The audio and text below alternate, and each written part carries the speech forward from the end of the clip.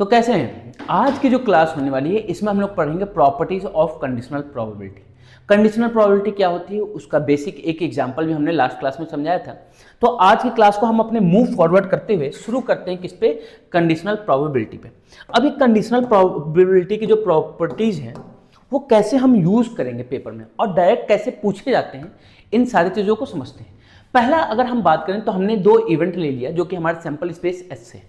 किससे है? Sample space S होगा, उसमें से दो हमने इवेंट ले लिया और हमने कहा कि सैंपल स्पेस की प्रोबेबिलिटी हम फाइंड कर रहे हैं विद कंडीशन भी, मतलब किसी भी एक इवेंट के रिस्पेक्ट में हम सैंपल स्पेस की प्रोबेबिलिटी फाइंड करें या फिर उसी इवेंट की प्रोबेबिलिटी उसी सेम इवेंट के कंडीशन के साथ, that is probability of S with condition B या probability of B with condition B is also equal to 1।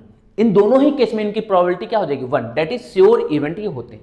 अब अगर हमने दो इवेंट लिया और एक इवेंट और हमने डिफाइन किया उसी सैंपल स्पेस एफ का, सैंपल स्पेस एस का कोई हमने एक इवेंट और डिफाइन किया एफ, तो हमने क्या पढ़ा है? ए यूनियन बी जो होता है किसके इक्वल होता है? A plus B minus A intersection B.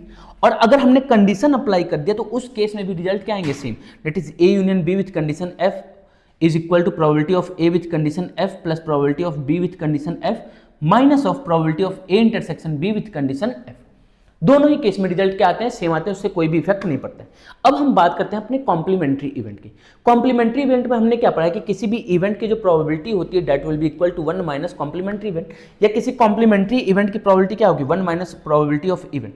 लेकिन अगर हमने कंडीशन अप्लाई कर दिया तो क्या हो जाएगा? कॉम्प्लीमेंट्री इवेंट की probability with condition B is equal to 1 minus probability of event A with condition B.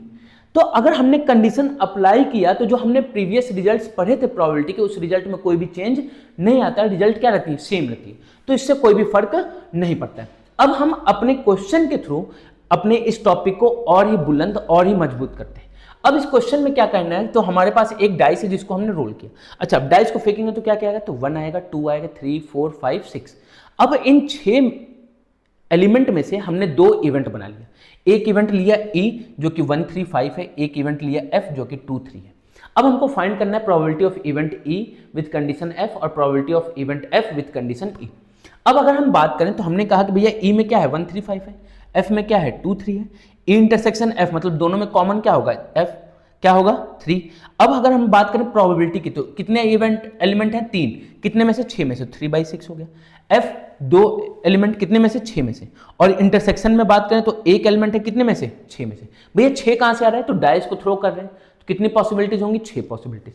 तो वहां से हमने फाइंड कर लिया। अब अगर हम बात करें probability of E with condition B with condition F is equal to क्या होता है? तो probability of E intersection F upon probability of F, जिसके रिस्पेक्ट में हमको प्रोबेबिलिटी फाइंड करनी होती है या जो चीज पहले हो चुकी है, जो चीज कंडीशन है उसके रिस्पेक्ट में फाइंड करेंगे तो हमें से किस में जाएगा? डिनोमिनेटर में जाएगा।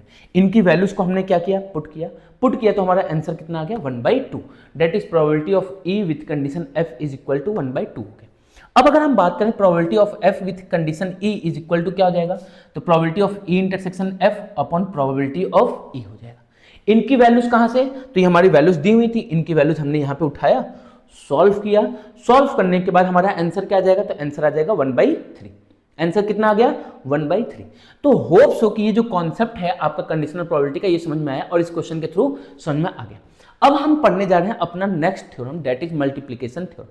अब मल्टीप्लिकेशन थ्योरम क्या कहता है? जैसे कंडीशन प्रोबेबिलिटी कहते हैं कि किसी एक की प्रोबेबिलिटी चाहिए विथ कंडीशन समथिंग, लेकिन मल्टीप्लिकेशन थ्योरम क्या कहते हैं कि दोनों ही चीज होनी चाहिए। दैट इज जैसे आपको भूख लगा था पिज्जा का तो पिज्जा भी मिल जाए और खाने का जो भूख लगा तो रोटी सब्जी, दोनों ही चीज मिल जाए, तो इसको हम क्या कहते हैं? मल्टीप्लिकेशन थ्योरम कहते हैं। क्या कहते हैं मल्टीप्लिकेशन थ्योरम? कि मान लीजिए आपके पास दो इवेंट है और जो कि दोनों सेम सैंपल स्पेस एस है, तो प्रोबेबिलिटी जो होगी ए इंटरसेक्शन बी की किसके इक्वल हो जाएगी? प्रोबेबिलिटी ऑफ ए और multiply probability of B with condition A. मतलब जो चीज पहले हो चुकी है उसके रिस्पेक्ट में दूसरी चीज होगी। पहले ए हो गया है, दूसरा बाद में हो रहा है। पहले इस केस में क्या हो गया? तो इस केस में पहले बी हो गया, अब दूसरा क्या हो रहा है? ए। तो जो चीज पहले हो जाएगी उसके बाद जो सेकंड चीज होगी उसके रिस्पेक्ट में होगी। अब याद रखिएगा दोनों ही जो इवेंट है ए हो या बी हो, दोनों नॉन जीरो होने चाहिए, मतलब इम्पॉसिबल इवेंट नहीं होने चाहिए। अब अगर हम बात करें मान लो 2 से ज्यादा इवेंट हो गए, तो 2 से ज्यादा इवेंट हो जाए, 3 हो जाए, 4 हो जाए, कितने भी इवेंट हो जाए उससे कोई भी फर्क नहीं पड़ेगा। जिस सीक्वेंस में हम बात करेंगे उसी सीक्वेंस में, जैसे मान लीजिए आप घर में गए, सबसे पहले आपने हाथ धुला, हाथ धुलने के बाद आप गए डाइनिंग टेबल पे बैठे, तो पहले आपने हाथ धुला, फिर डाइनिंग टेबल पे बैठे, डाइनिंग टेबल के बाद फिर आपके पास थाली आई, तो फिर थाली आई, फिर उसके बाद आपने खाना खाया। तो जो सीक्वेंस हुआ, तो पहले आप हाथ जब धुलेंगे तभी जाके डाइनिंग टेबल पे बैठ सकते हैं। तो पहले आपने क्या किया, हाथ धुला, देन डाइनिंग टेबल पे गए, तो डाइनिंग टेबल पे जाने से पहले क्या किया था, हाथ धुला था, that is probability of A पहले हो गया हाथ धुलने का।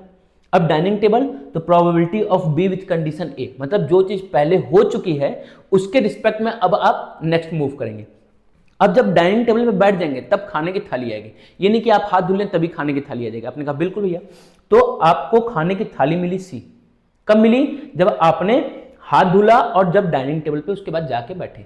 तो जो ए इंटरसेक्शन बी यहाँ पे लिखा हुआ है, इसी को हम लोग ए भी लिख सकते हैं, इसी को हम लोग क्या लिख सकते हैं, ए भी लिख सकते हैं। तो उससे कोई भी फर्क नहीं आना चाहिए। जैसे बुक में अगर आपको इंटरसेक्शन की जगह ए भी मिल गया तो कंफ्यूज मत होइएगा। उसी तरीके से 3 इवेंट है, 4, 5, 6, 7, तो ये सारे इवेंट के लिए क्या हो जाएगा, कंटिन्यूएशन में हो जाएगा मल्टीप्लिकेशन थ्योरम। अब मल्टीप्लिकेशन थ्योरम यूज कहां करेंगे, जहां पे सारी चीजें होनी चाहिए, जहां पे कहे both event will occur, all the 3 events occur, all the 4 events are occur, उस केस में हम किसका यूज करेंगे, मल्टीप्लिकेशन थ्योरम का यूज करेंगे। अब बात आता है मल्टीप्लिकेशन थ्योरम में ही एक आता है इंडिपेंडेंट इवेंट। इंडिपेंडेंट इवेंट क्या होता है उसको थोड़ा सा समझिएगा। इंडिपेंडेंट इवेंट का मतलब क्या, कि किसी एक चीज के होने से किसी दूसरे चीज पे प्रभाव ना पड़े। जैसे मैंने कहा कि हम एक डाइस खेल लें, लूडो मान लीजिए खेल लें, तो लूडो में हमने गोटी को थ्रो किया, डाइस को थ्रो किया, डाइस को जब थ्रो करेंगे तो नंबर आएगा, और एक बंदा जो है वो कार्ड खेल रहा है, तो मैंने कहा यहाँ 4 आया और उसका किंग निकला, क्या कोई रिलेशन है, आपने कहा कोई रिलेशन इसमें नहीं है। तो दोनों इवेंट कैसे हो गए, इंडिपेंडेंट इवेंट हो जाएंगे। कैसे हो जाएंगे इवेंट, तो इंडिपेंडेंट इवेंट हो जाएंगे। तो होप सो कि आपको कॉन्सेप्ट समझ में आया कि जब दो चीजें हमारी अलग अलग हो गई। जैसे देखिए, एक इवेंट हमने ले लिया डाइस को थ्रो करना, 6 आया था, दूसरा इवेंट हमने लिया डाइस को थ्रो करना, इसमें क्या आ गया, 5 आ गया, क्या आ गया, 5 आ गया। अब बात को समझिएगा, अगर एक इवेंट में 6 है, दूसरे इवेंट में 5 है, तो क्या दोनों एक दूसरे से डिपेंडेंट है, आपने कहा बिल्कुल डिपेंडेंट नहीं है।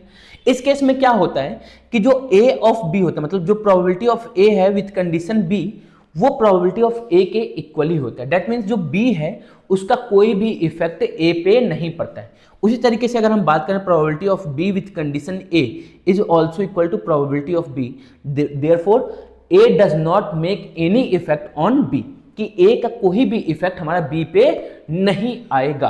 अब अगर दो इवेंट हमारे इंडिपेंडेंट इवेंट हैं और जो किसी रैंडम एक्सपेरिमेंट से एसोसिएटेड है, तो जो इंटरसेक्शन होगा, इंटरसेक्शन की प्रोबेबिलिटी होगी, अब वो probability of A into probability of B के इक्वल हो जाएगी। क्यों, क्योंकि अभी हमने पढ़ा क्या था कि प्रोबेबिलिटी ऑफ ए और probability of B with condition A होता है, तो बी किसके इक्वल हो गया, बी के इक्वल हो गया, तो probability of A into probability of B.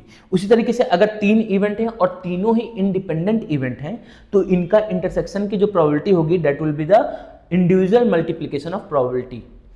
तीनों इवेंट के इंडिविजुअल प्रोबेबिलिटी का जो मल्टीप्लिकेशन होगा उसके इक्वल हो जाएगा। लेकिन अगर केस डिपेंडेंट का आ जाए तो केस डिपेंडेंट का आ जाए तो क्या, तो भैया जो इंटरसेक्शन की प्रोबेबिलिटी वो इसके इक्वल नहीं होगी।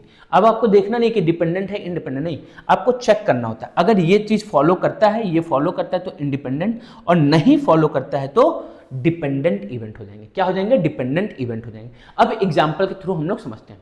मान लीजिए कि हमारे पास एक हस्बैंड है, हस्बैंड और वाइफ जो है अपीयर फॉर एन इंटरव्यू, एक इंटरव्यू के लिए जाते हैं। हस्बैंड का सिलेक्शन हो जाए, ये है 1/7, और वाइफ का सिलेक्शन हो जाए 1/5। हस्बैंड के सिलेक्शन की प्रोबेबिलिटी है 1/7 और वाइफ के सिलेक्शन की प्रोबेबिलिटी है 1/5। What is the probability that both of them are selected, दोनों के दोनों क्या हो जाए, सेलेक्ट हो जाए। एक only one of them is selected, सिर्फ एक ही कोई सिलेक्ट हुआ हो, at least one of them is selected. At least का मतलब क्या होता है, याद रखिएगा कि एक हो, दोनों हो तो भी चलेगा, लेकिन कम से कम एक तो सिलेक्ट होने चाहिए। अब अगर हम बात करें तो हस्बैंड सेलेक्ट हो जाए, इसकी प्रोबेबिलिटी कितनी दी है, 1/7। वाइफ सेलेक्ट हो जाए, इसकी प्रोबेबिलिटी कितनी दी है, 1/5। हमको क्या चाहिए, both of them are selected. Both का मतलब मल्टीप्लीकेशन, बोथ का मतलब क्या होता है, मल्टीप्लीकेशन होता है। मल्टीप्लीकेशन में क्या करेंगे, तो आपको P of A intersection B हमको क्या करना है, फाइंड करना है। जैसे हमने कहा, तो ए इंटरसेक्शन बी क्या हो जाएगा, P of A into P of B, P of A into P of B हो जाएगा। P ऑफ A की वैल्यू कितनी है 1/7 और P ऑफ B कितनी है 1/5, कितना हो जाएगा 1/35। दोनों का सिलेक्शन हो जाए, इसकी प्रोबेबिलिटी कितनी हो जाएगी 1/35। तो आपको पहला चीज समझ में आ गया। अब सिर्फ और सिर्फ एक ही सिलेक्ट हो, तो सिर्फ एक ही सिलेक्ट हो तो या तो A हो तो B नहीं होगा, या तो B हो तो A नहीं होगा। तो जब भी या का केस आता है, और का केस आता है, तो हम क्या लगाते हैं प्लस का यूज करते हैं। तो क्या कर दिया हमने प्लस का यूज कर दिया। A हो B ना हो तो A into B complement plus, क्योंकि और का केस B हो तो A ना हो। अच्छा, A की होने की प्रोबेबिलिटी कितनी है 1/7 है, और B के ना होने की प्रोबेबिलिटी कितनी थी, B के होने की प्रोबेबिलिटी 1/5, तो 1 - 1/5 कर दिया। 1 - 1/7 और 1/5 हो गया, कितना हो जाएगा 1/7, और 1 में से 1/5 माइनस हो तो कितना हो जाएगा ये 4/5 हो जाएगा। तो 4 इंटू 35, 1 में से 7 में से 1 माइनस तो 6/35, ऐड किया तो 10/35। 10/35 इसको क्या कर देंगे सिंप्लीफाई, 5 से कटा 2 टाइम्स में और 5 से कटा 7 टाइम्स में, तो क्या हो गया 2/7। ये हमारी क्या हो गई कि दोनों में से कोई एक सिलेक्ट हो। याद रखिएगा जब भी या का कंडीशन आता है तो क्या करते हैं एक को लेते हैं। अब अगर हम बात करें at least one of them is selected, तो एटलीस्ट वन ऑफ देम का मतलब ए हुआ हो तो बी ना हुआ हो, बी हुआ हो तो ए ना हुआ हो, या तो फिर दोनों ही हो गए। और इन दोनों की प्रोबेबिलिटी अभी हमने फाइंड करके रखी है, इन तीनों की प्रोबेबिलिटी क्या कर ली यहाँ पे फाइंड कर ली है। तो डायरेक्ट उसकी वैल्यू को पुट कर दे, या तो कि कोई भी सिलेक्ट ना हुआ हो, भाई कोई भी सिलेक्ट ना हुआ, तो कोई भी सिलेक्ट ना होने का none is selected, that is probability of A complement multiply probability of B complement. ये भी एक तरीका है। भाई दोनों में से कोई सिलेक्ट ना हुआ, उसको माइनस कर दें तो कोई भी एक सिलेक्ट हुआ होगा तो कंसिडर किया जाएगा। कर लिया 4/5 5, 6/5 24/35, 35 इधर जाएगा, 35 में से 24 माइनस हुआ 11/35 इज आवर आंसर। तो होप सो कि ये कॉन्सेप्ट आपको समझ में आया होगा। तो आज के क्लास के लिए इतना ही। नेक्स्ट क्लास पे जो कि आपको टॉपिक दिख रहा है बेस थ्योरम, वो हम लोग करेंगे नेक्स्ट क्लास पे।